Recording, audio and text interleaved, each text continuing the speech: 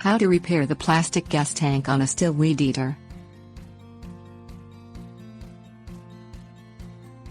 The plastic gas tank on a Stihl Weed Eater holds the entire fuel supply for the machine. If this tank cracks, breaks or gets a puncture hole, the entire fuel supply will be compromised.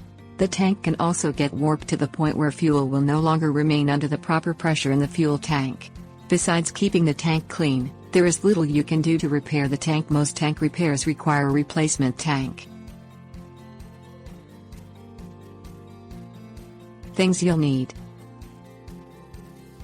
approved fuel container, screwdriver, needle-nosed pliers, dish soap, brush, rag, replacement tank if necessary, replacement fuel lines, replacement fuel hose. Open the tank's cap and empty all remaining fuel into the approved fuel container. Start the Stihl, if you can, and let the system burn off any remaining fuel. Unhook the tabs locking the air filter cover over the filter. Remove the cover and the filter. Reach behind the air filter's mounting box and unhook the fuel hoses from the carburetor's elbow connectors. Unscrew the bolts retaining the rewind starter to the rear of the engine. Lift the starter assembly away from the engine. Pop out the tank plugs, using the flat tip of the screwdriver. Most Stihl trimmers have 2 rubber plugs. Remove the screw holding the tank unit to the engine, which is beside the carburetor. Take out the retainer on the rear of the screw. Pull out the sleeve that the screw just sat in. Pull the grommet off the tank's housing. This rubber piece is attached to the fuel lines. Pull the grommet away from the tank.